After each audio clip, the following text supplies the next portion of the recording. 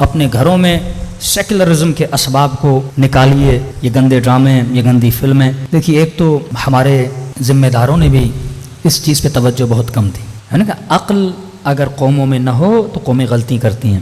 جذباتی ذہن ہمیشہ غلط فیصلے کرتا ہے. پہلے نیا نیا کیمرہ آیا، فتوے آئے کیمرے سے فوٹو نکالنا حرام ہے. ٹی وی آیا کہ گھروں میں ٹی وی رکھنا حرام ہے.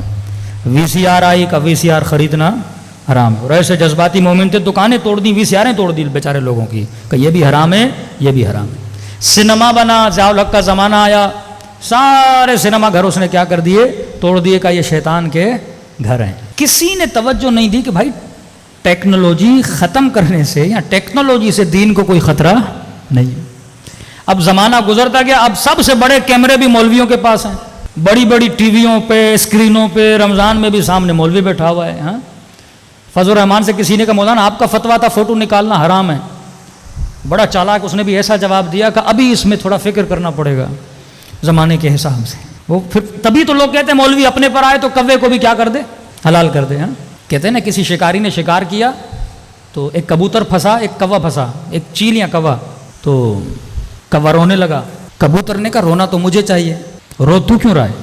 میں حلال بھی ہوں، مجھے تو ذبح کر دے گا، تو حرام ہے.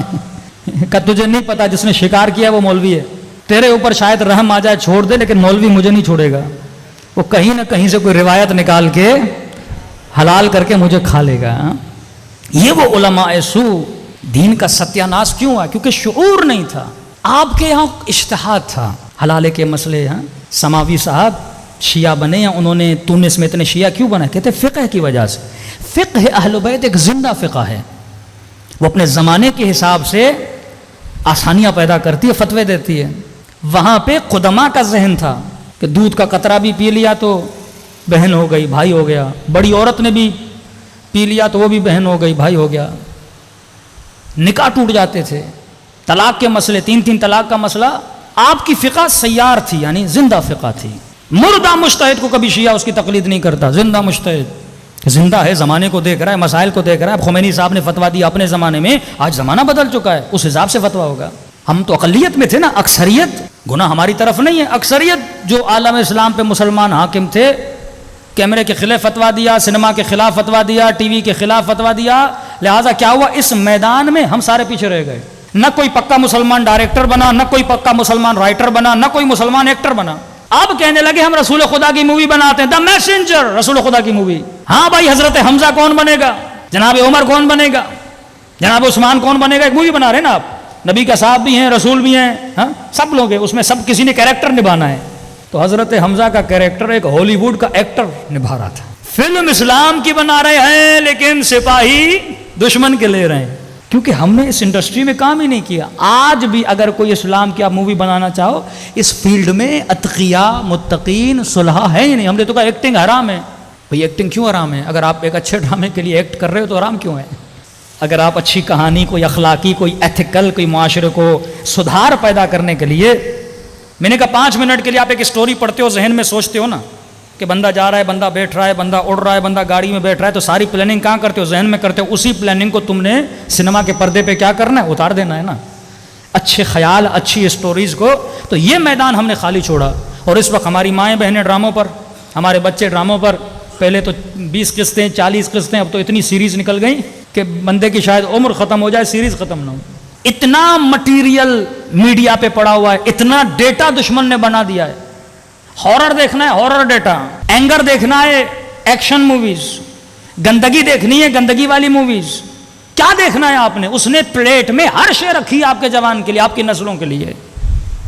اب سوال یہ ہے، یہ سنیما کب بنتا ہے، انڈسٹریز کب بنتی ہیں؟ جب آپ کے پاس حکومت ہو. آج حکومتوں کی توجہ کہیں اور ہے، فلم انڈسٹری پہ نہیں ہے، ڈرامہ انڈسٹری پہ نہیں ہے، تو بڑی آسانی سے معاشرے میں انتشار پھیل رہا ہے نا، بے حیائی پھیل رہی ہے. خمینی صاحب کا نظریہ یہ تھا، جب تک حکومت اسلامی نہیں ہوتی سنیما اسلامی نہیں ہوتا. جب تک حکومت اسلامی نہیں ہوتی میڈیا اسلامی نہیں ہوتا. کیونکہ جب آپ کے پاس حکومت ہوتی ہے، ٹولز ہوتے ہیں، ابزار ہوتے ہیں، بجٹ ہوتا ہے، پورے معاملے کو، پورے معاشرے کو سدھار سکتے ہو نا. جب تک چیزیں آپ کے پاس نہیں ہوں گی. لیکن اب کیونکہ سوشل میڈیا ہے، انڈیویجولی بھی لوگ کام کر سکتے ہیں. اہل سنت اس پہ بڑا اچھا کام کر رہے ہیں. بریلوی حضرات بچوں کے لیے کارٹونز بنا رہے ہیں، اچھے اچھے کام کر رہے ہیں. آپ لوگ بھی کر سکتے ہو. نوجوان اس فیلڈ میں جا سکتے ہیں، کوئی ڈائریکٹر بنے، کوئی رائٹر بنے. اب کسی نے امام علی کا کوئی قصہ رائٹ کروانا ہے، کسی نے اخلاق پر، صبر پر، یہی جو 75 لشکر امام جعفر صادق بتا رہے ہیں، ایک ایک لشکر پہ ایک ایک سیریز بن سکتی ہے قصوں کی صورت میں. 1 گھنٹہ میں مجلس پڑھوں وہ آسان ہے، یا آپ کا بچہ 20 منٹ 4 منٹ 7 منٹ ڈیلی ایک کارٹون دیکھ کے، ایک مووی دیکھ کے، ایک اسٹوری دیکھ کے اس کا ذہن میں اثر زیادہ ہوتا ہے.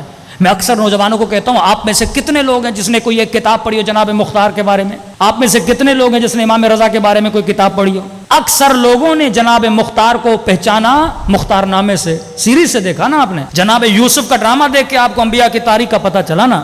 امام رضا کی فلم دیکھ کے آپ کو امام رضا کا پتہ چلا نا. تو وہ پوائنٹس جس پہ دشمن کام کر رہا تھا، اور یہ توہین سب سے زیادہ اس کی ابتدا میڈیا سے ہوئی.